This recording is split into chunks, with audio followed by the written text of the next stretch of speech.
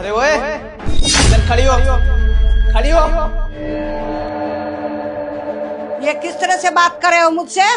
तुझे जितना बोला जाए ना, बिल्कुल उतना ही किया कर। तुझे पता भी है तेरे सामने कौन खड़ा है? मुझे बहुत अच्छे से पता है कि मेरे सामने कौन खड़ा है, और तुझ जैसे से ना ऐसे ही बात किया जाता है। तुम्हें जरा भी तमीज नहीं है? मैडम से इस तरह से कैसे बात कर सकते हो? बड़े बदतमीज हो तुम। अरे आज तक मैडम से हमने ऊंची आवाज में बात नहीं करी और तू ऐसे कैसे बात कर सकता है? अच्छा, अब तू मुझे सिखाएगी कि किससे कैसे बात किया जाता है। मुझे बहुत अच्छे से मालूम है किससे कैसे बात करूं। और तेरे को एक बात बताऊं, जब दो जने बात करते हैं ना तो बीच में नहीं बोला जाता। नहीं तो बता दूंगा कि किससे कैसे बात किया जाता है। और हाँ, तू औकात की बात करनी थी ना, तो मैं तुझे एक बात बता दूं, मेरे सामने ना तेरी औकात बिल्कुल जीरो है। अच्छा, तू औकात की बात कर रहा है? इस कंपनी की ओनर हूँ मैं, और मुझे एक सेकंड लगेगा तुझे इस कंपनी से बाहर निकालने में, समझा तू? अच्छा, अब तू मुझे कंपनी से बाहर निकालेगी? तू निकालेगी?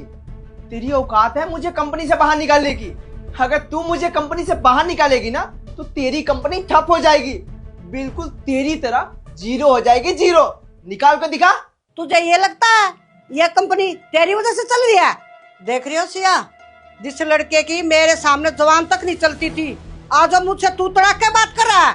हाँ मैडम, बिल्कुल सही बोल रहे हो आप। आज तो ये बड़ी बदतमीजी से बात कर रहा है, और आज से पहले तो कभी इतनी ऊंची आवाज में हमने इसे किसी से बात करते हुए नहीं देखा, और आज तो सीधा आप पे चिल्ला रहा है। देख, ऐसा है, मुझे किससे कैसे बात करनी है ना मुझे बिल्कुल अच्छे से आता है। और तू खड़े खड़े मेरा मुंह क्या देख रही है?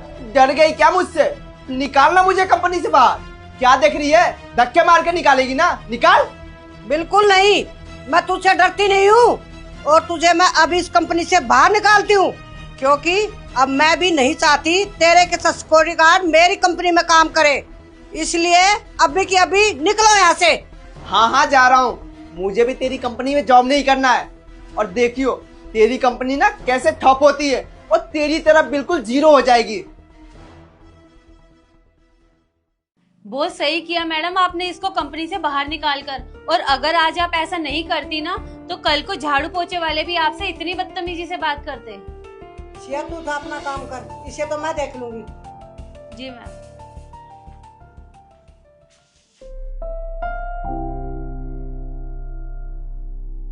हेलो डॉक्टर साहब, मैं ना पैसों का इंतजाम कर लूंगा, और आप ना मेरे पापा का ख्याल रखिएगा और उनका ऑपरेशन जल्दी से कर दीजिएगा ताकि मेरे पापा ठीक हो जाए। हाँ हाँ, मैं ना शाम तक घर आ जाऊंगा और पैसा लेकर आऊंगा। ठीक है डॉक्टर साहब, मेरे पापा का ख्याल रखिएगा। मैं रखता हूँ फोन।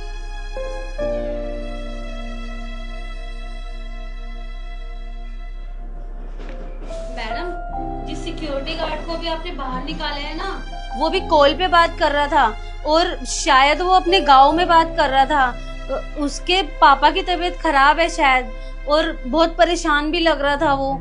मुझे तो कुछ भी नहीं समझ आ रहा है कि ये सब चल क्या रहा है। अच्छा, तभी मैं कहूँ उसने मुझसे इस तरह बात क्यों की। तुम रुको एक सेकंड।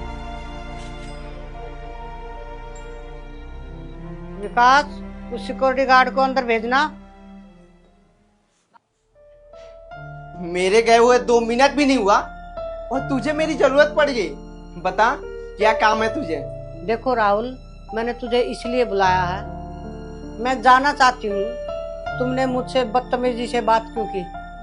और मैं अच्छी तरह से जानती हूँ गांव में तुम्हारे पापा की तबीयत खराब है। अब तुम मुझे बताओ, उन्हें हुआ क्या है? देखिए मैम, अगर आपको सब कुछ पता चल ही गया है तो सबसे पहले मुझे आप माफ कर दीजिए, जो मैं आपसे इतनी बदतमीजी से बात की। मैंने किसी से ऐसे बदतमीजी से बात नहीं की। पर आपको पता है मैम, मेरे पापा का ना गांव में बहुत तबीयत खराब है, और मैं आपसे हमेशा कहता रहता था कि मुझे छुट्टी दे दीजिए, छुट्टी दे दीजिए, पर आपने मेरी एक नहीं सुनी और मुझे छुट्टी भी नहीं दी। मैडम, आज जब डॉक्टर का मेरे पास कॉल आया तो डॉक्टर ने मुझे बताया कि पापा का तबीयत बहुत खराब है और उन्हें मेरी जरूरत है।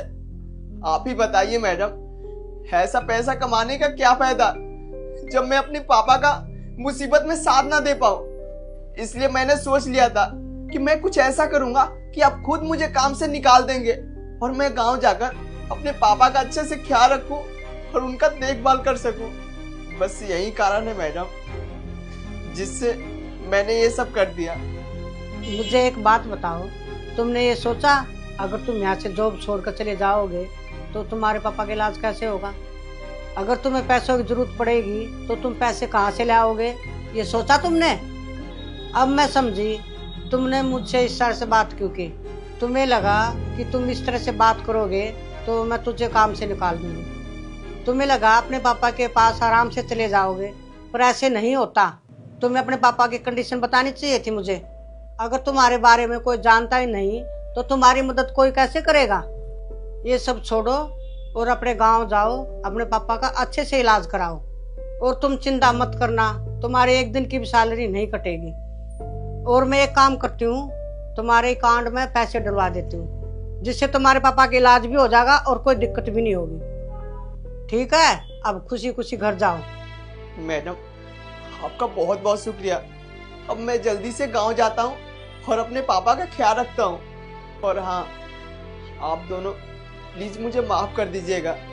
आप दोनों से मैं बहुत बदतमीजी से बात किया। कोई बात नहीं, तुम गांव जाओ और अपने पापा का अच्छे से ध्यान रखो। जब वो ठीक हो जाए तो वापस आ जाए। जी मैडम, मैं चलता हूँ। देखा सिया, जब बात अपनों पर आती है तो इंसान कुछ भी कर लेता। और आज उसके पापा की ना तबीयत खराब थी, इसलिए उसने मुझसे ऐसी बातें करी, नहीं तो कभी ऐसे नहीं बोलता। हाँ मैडम, आपने एकदम सही कहा। बच्चे ना अपने माँ बाप की खुशी के लिए कुछ भी कर सकते हैं। आज उसके पापा बीमार है, तकलीफ में है, तो उससे देखा नहीं गया और इसलिए उसने आपसे बदतमीजी से बात करी, नहीं तो वो ऐसा कभी नहीं करती। और आप ये भी तो देखो ना, वो यहाँ पर इतने सालों से काम कर रहा है, कभी किसी से ऊंची आवाज में बात नहीं करी। लेकिन आज उसने अपने पापा को तकलीफ में देखा तो उसे जो रास्ता सही लगा उसने किया। हाँ सिया, तुम सही कह रहे हो।